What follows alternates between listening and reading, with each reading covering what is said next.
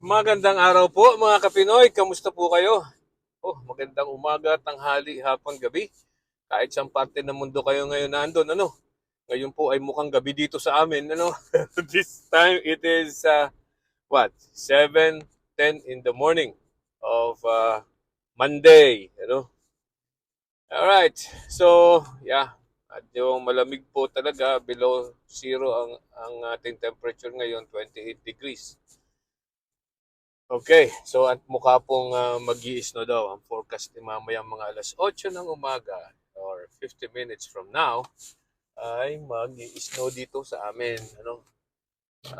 Actually, nakikita ko na medyo may konting snow na pumapatak. So, yeah, kamusta po kayo?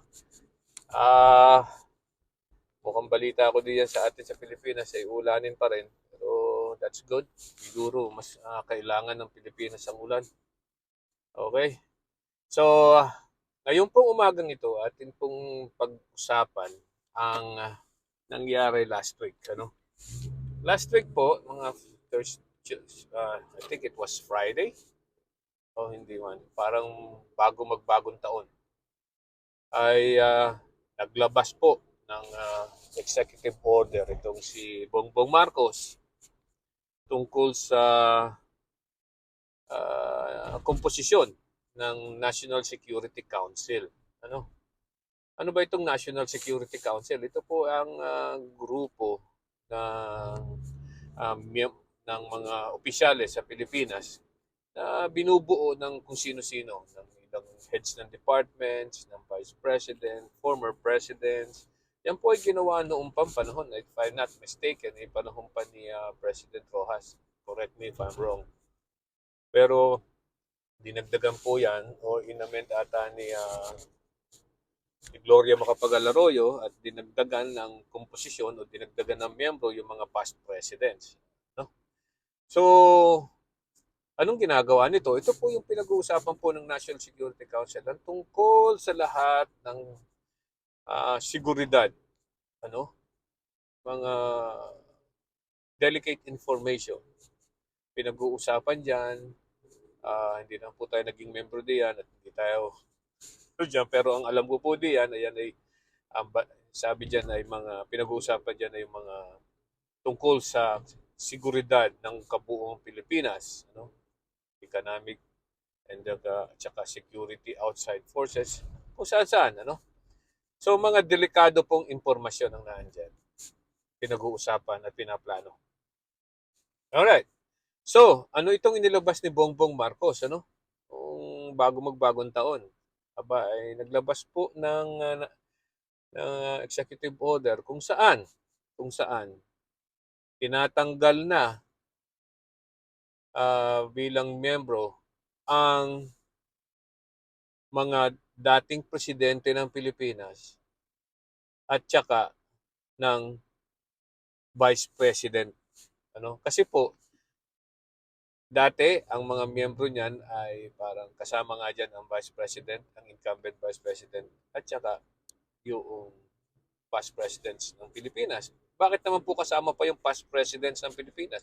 Kasi po sa tingin ko ang naging layunin diyan ni Gloria Macapagal Arroyo ay para magbigay ng baka sakali magkaroon ng yung mga dahil sa kanilang mga experience the past during the time of their presidency ay makakatulong pa rin po sa seguridad ng bansa. Ano? Ito namang membership ng Vice President ay siyempre ay kailangan din po dahil as na uh, second highest position for in the land. Kung sakali mawala ang presidente, di dapat alam din ng Vice President ang gagawin. Kung sakali at matigok ang presidente. Pero dito sa nilabas ni Bongbong Marcos, sabay tinanggal niya sa members. Ang sabi niya, ay pwede naman daw uh, sa ngayon ay hindi kailangan si Vice President na maging miyembro ng National Security Council. Okay? So pag-usapan natin to. Bakit? Ano ang dahilan? Kailangan ba Di ba? Napakalaking insulto po niyan sa Vice President. Why? Isipin mo, uh, you are irrelevant to the national security ng Pilipinas. Di ba? Insultong malaki. Ngayon, bakit naman isinama pati ang mga vice president, ang mga presidente, past president? Okay. So ito po. Unang-una, alam naman po natin ang nangyari nung nakaraan. Nung nakaraang taon, katulad ng ating recap sa isang vlog natin nitong huli, na kung ano mga nangyari noong 2024. Ano? Nagkaroon na po, unang-una, nagkaroon ng malaking lamat hanggang sa nabiyak na ang unit team. Aba, itong pong past president na tawag dito, si Duterte, aba, alam nyo ba, siyempre, tandaan nyo, nag-rally dyan sa Davao, ano? At sinasabi niya, mayroon tayong pangag na presidente, ano? At sinasabing inutil ang presidente, ano? At alam naman natin na lantarang ayaw ng ni Rodrigo Duterte ang China ayaw ni Rodrigo Duterte ang Amerika, o basta ang gusto lang niya ay ang China. Kung hindi po ninyo natatandaan, yan po ay nung panahong yun ay halos ibigay na ang West Philippine Sea sa China, no? Pinabayaan ang West Philippine Sea at pinabayaan. Kaya po meron tayong ganitong problema ngayon, sa West Philippine Sea, sa kapabayaan ni Rodrigo Duterte. Okay? So, ito naman po siyempre, ito naman si Era, medyo matanda na, nang pakailan pa niya, wala na. Ito si Gloria Macapagal-Arroyo, yung ay tahimik na tahimik. So, at mukhang kapanalig ng mga Duterte. Siyempre, una-una, naandyan po, seguridad, di ba? Ng Pilipinas ang pinag-uusapan dito sa National Security Council. So, pag ganyan ang mga lining ng mga ganyang klaseng tao na dapat membro diyan, dapat nga siguro silang tanggalin. Ano? Okay, ano pa? Ito naman, si Sara Duterte. Bakit tinanggal? Unang-una nga, di ba?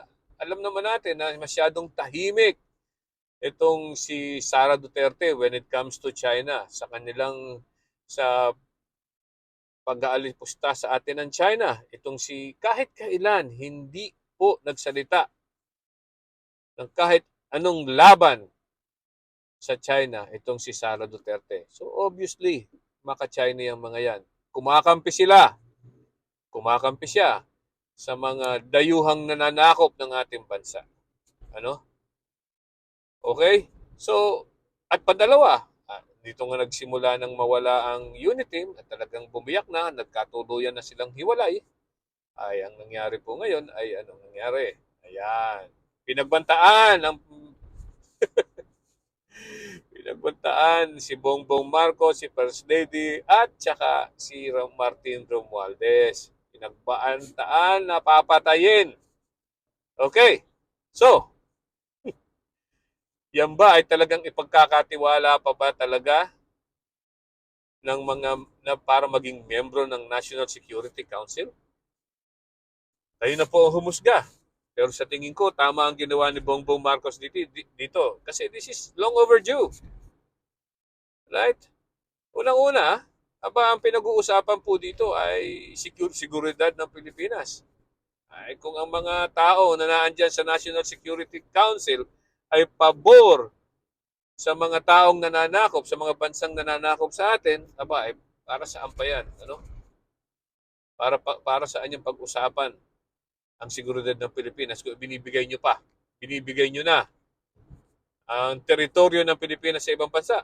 So, alisin na yung mga taong yan na pabor sa mga bansang nananakop sa atin. At sino yan? Ay di, ang mga Duterte, alisin na yan. At dalawa, ito namang si Sara Duterte ay dapat talagang alisin. Bakit? Hindi lang yan sa national security. Kung hindi, seguridad ng presidente. Sipin mo, makikipag-meeting sa iyo isang taong nagbabanta ng buhay mo. Di ba? Natural lang po 'yon. Okay? So sa tingin ko, itong pagkaalis kay Sara Duterte at sa mga dating presidente ay matagal na dapat ginawa, ano? Matagal na dapat na ginawa ni Bongbong Marcos. At sipin mong ibibigay pa, hinihingi pa ni Sara Duterte yung minutes daw ng mga meeting ng National Security Council. Sipin mo yun? Ibibigay mo sa isang opisyal na halatang pabor sa bansang nananakop sa atin at nag-aagaw ng ating teritoryo kung saan yan po ay China. Alright? Isipin mo, mga sensitive matters ang hinihingi niya. Di tanggalin siya. Di ba? It's a long overdue.